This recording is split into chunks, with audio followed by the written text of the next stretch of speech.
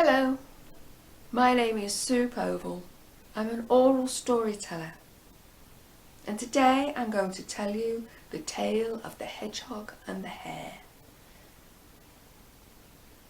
as retold by Walter de la Mare, because the original Grimm Brothers version, well, is grim. I hope you enjoy it. Mr. Hedgehog was standing in the door to his home, his arms on his hips, feeling the early summer air, cool and gentle on his whiskery nose. Mrs. Hedgehog was putting the children to bed, and he had a little bit of time, so he thought before he went to sleep he would set off and have a look at his nettle patch, his favourite nettle patch, because that's where all the juiciest insects lived. So he set off, and he walked through the morning light up to his nettle patch. And just as he was standing there examining the state of the nettle buds, round the corner came Mr. Hare. You know, Mr. Hare was quite important, you know. Well, in his own mind he was, anyway. But Mr. Hedgehog looked up at Mr. Hare and said, "Oh, good morning, Mr. Hare. How do you do today?" Mr. Hare looked down at Mr. Hedgehog and said nothing. Well, this didn't please Mr. Hedgehog very much, as you can imagine, so he said, "Excuse me, Mr. Hare, but I just wished you a good morning, and it would be polite for you to extend the greeting back to me." Mr. Hare, I do not speak to creatures with little, bandy, hairy legs," said Mr. Hare, and put his nose back in the air. Well, this really upset Mr. Hedgehog. I mean, it was true, he did have little bandy hairy legs, but they were his little bandy hairy legs, and really he was born with them. He wasn't like he could do anything about them. They were just part of a hedgehog's body, and it wasn't fair for Mr. Hare to make fun of them, or at least be rude about them in this way. So without even thinking, he said, "I think you'll find, Mr. Hare, that my little bandy hairy legs can do everything that your long springy hairy ones can do." Said Mr. Hare, "You think you can run as fast as me?" "I can," said Mr. Hedgehog. "Yeah, right, okay. Let's see that. Let's have a race." "Okay," said Mr. Hedgehog. And Mr. Hare started limbering up there and then.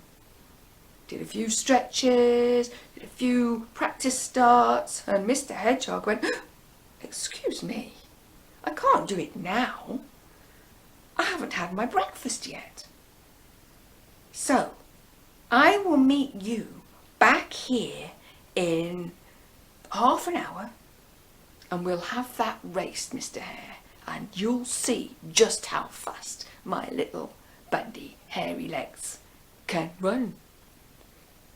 "Okay, okay," said Mr. Hare. "Whenever you're ready, I'll be here." And with that, Hedgehog turned around and he scuttled back, because in truth he did have little bandy hairy legs, and he scuttled back home.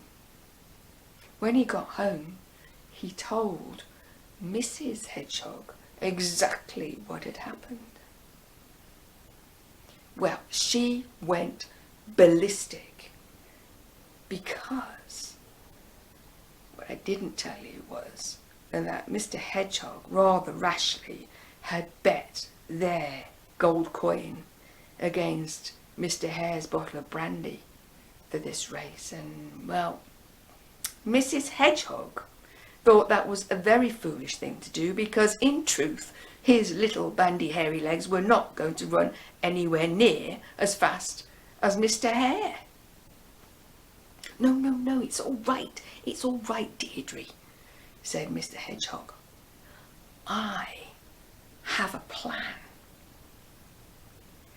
Come with me, come now, and I'll tell you on the way. So as the children were sound asleep, Mrs. Hedgehog felt, well, she could manage a few minutes away from the house. So they set off, and Mr. Hedgehog explained, I am going to make sure that the race is run in the ploughed furrows on the field. Mr. Hare will be in one furrow, I will be in the other, and you, my dear, will be at the other end of my furrow. So we'll start, and when he sets off, I'll go back. But you watch for him coming, and when you see him coming, you fall out of the end of the furrow, huffing and puffing like you've just run the race of your life, and say, oh, there you are, Mr. Hare. What kept you? I promise he won't be able to tell us apart. Well, Mrs. Hedgehog wasn't so sure, but for the sake of their gold coin, she agreed. So Mr. Hedgehog scuttled back up to where Mr. Hare was lying in the grass, chewing on a piece in his mouth. And he said, okay, I'm ready. I've had my breakfast, we're ready to go. But, Mr. Hare, I must insist that we run in the ploughed furrows in this field, because I've seen you in the morning gambling around in circles and springing here, there and everywhere. I need to know that you're going to run in a straight line. I know what a race is, said Mr. Hare. I promise you I'll run in a straight line. In the furrow, said Mr. Hedgehog. Oh, okay, said Mr. Hare. If that's the way you want it, I'm going to win anyway. So they settled down. Ready, steady, go! Mr. Hare was off like a flash as soon as Mr. Hedgehog had stopped speaking. He zoomed down his furrow as fast as he could go, and Mr. Hedgehog, well, he ran as fast as he could for about 2 or 3 feet. And then he stopped and he went back to the beginning of his furrow. Now Mrs. Hedgehog, she was at the other end, doing exactly what her husband asked her to do. She was watching for Mr. Hare. And then she saw him coming, and she was about 2 or 3 feet inside the end of the furrow.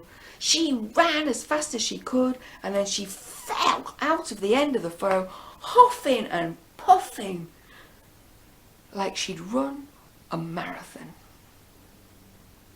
When Mr. Hare arrived right then, and he looked at her and she looked at him, and she went, oh, there you are, Mr. Hare.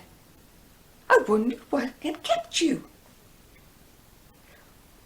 What? Said Mr. Hare, and he looked at Mrs. Hedgehog, thinking, of course, that it was Mr. Hedgehog. How is this possible? I demand a rematch. Okay, said Mrs. Hedgehog. So she crouched down in her furrow, and Mr. Hare, he crouched down in his furrow, and he said, ready, steady, go! And he was off like a flash down his furrow, running as fast as he could. And Mrs. Hedgehog, well, she didn't even bother, because Mr. Hare wasn't looking back, so she just tootled about at the end of the furrow and waited. Mr. Hedgehog, he was watching for Mr. Hare, and he could see him coming, and as he got close, he fell out of the end of the furrow, huffing and puffing as if he'd run a marathon. There you are, he said to Mr. Hare as Mr. Hare arrived and stopped dead in his tracks. What kept you? Mr. Hare could not believe what he was saying. How, he said, how is this possible? This is not possible. This is not possible. I demand a rematch. Okay, said Mr. Hedgehog. If that is what you want, let's set to it. settled down with Mr. Hare in his furrow, Mr. Hedgehog in his furrow, and Mr. Hare, he was ready. He said, ready, said he, go! And he was down the field in a flash. Mr. Hedgehog, of course, didn't bother to move because Mr. Hare wasn't going to see him.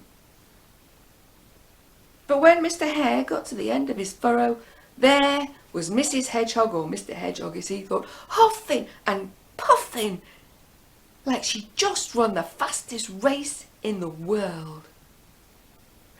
How? How is this possible? Said Mr. Hare. Well, I've just been wondering, what kept you? Said Mrs. Hedgehog, mopping some sweat from her brow, which wasn't really there. I demand a rematch, said Mr. Hare. And so it went on and on, backwards and forwards they raced, until eventually Mr. Hare fell out of the end of his furrow next to Mr. Hedgehog, so exhausted he couldn't move. His tongue was lolling out of the side of his mouth, his chest was going up and down like a pair of bellows, and he fainted.